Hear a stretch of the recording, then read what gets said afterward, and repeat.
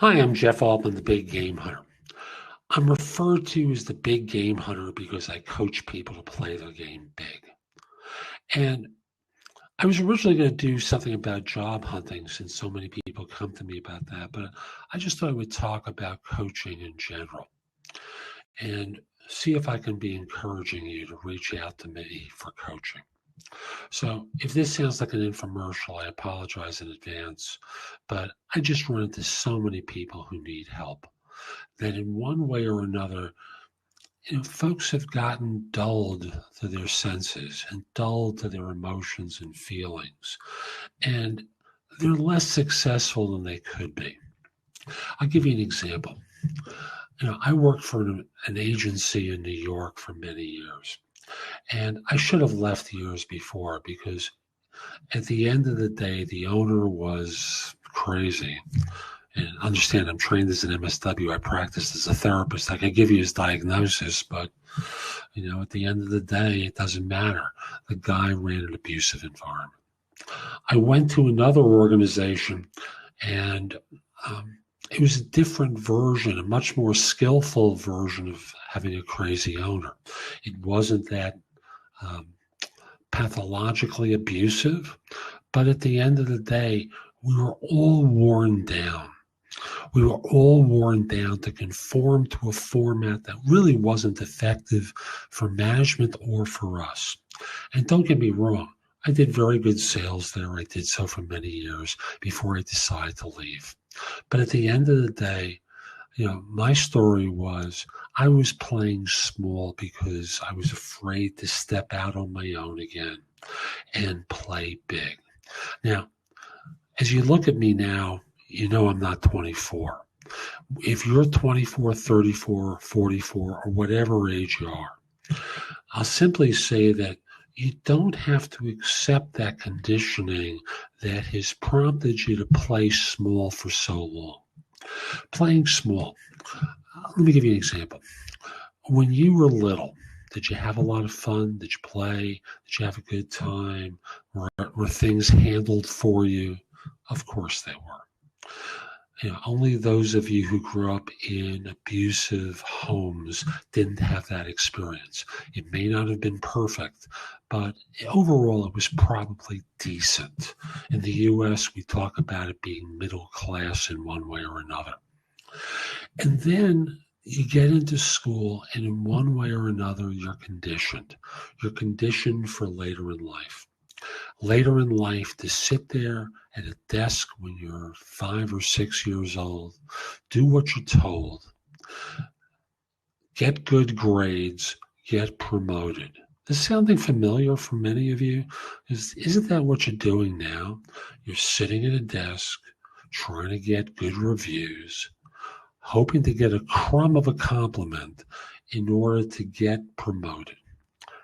How's that working for you, folks? Because for most of you, it really isn't. And yeah, you're making a good living, but let's look beyond that good living.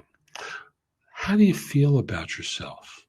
Do you feel like you're completely fulfilled, or you're playing smaller than that? Most people I run into are playing much smaller than that. And, one day you wake up and you realize, is that all there is? Great line from a Jack Nicholson movie some years ago. They did with Helen Hunt. I want to say it had the title Schmidt as part of it. I forget what the full title of the movie was.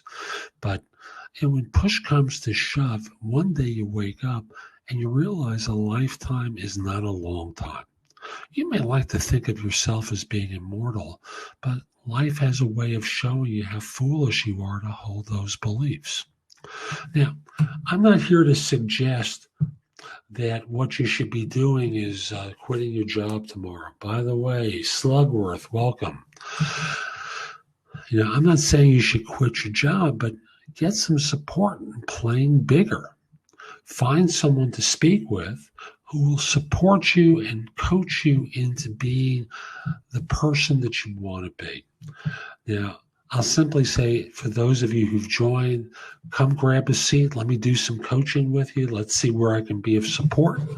And love to have you in the seat with me. Otherwise, I'll just continue on with my diatribe here and say to you that, playing big will involve a certain amount of risk. You will have to wake up. You will have to figure out for yourself whether or not you're willing to gamble on having a life that is unsatisfactory or one that is. And you may try things and they may not work out. So I'll say to you that what for many people they're afraid of is making a mistake. Again, part of that conditioning that you've had. You were conditioned that if you got an 88 on a test or a 68 on a test, you could be bad and screw things up and affect others. But you know what? When push comes to shove, all you're doing is learning something. You're trying to learn how to function better. You get to the work world as an adult. And if you make a mistake, you can be reprimanded and abused. It's like a legacy of working on a shop floor in the 19th century. Joe could be called out for having made a mistake that caused him to shut the line down. Well, it doesn't really work that way anymore. And it's not really working for many of you that way anymore.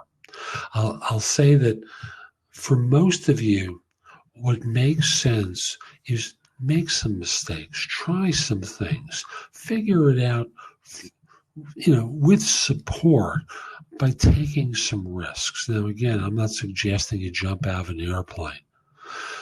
Most of the risks you're taking that are causing you to play small really wouldn't be all that big, but you're afraid.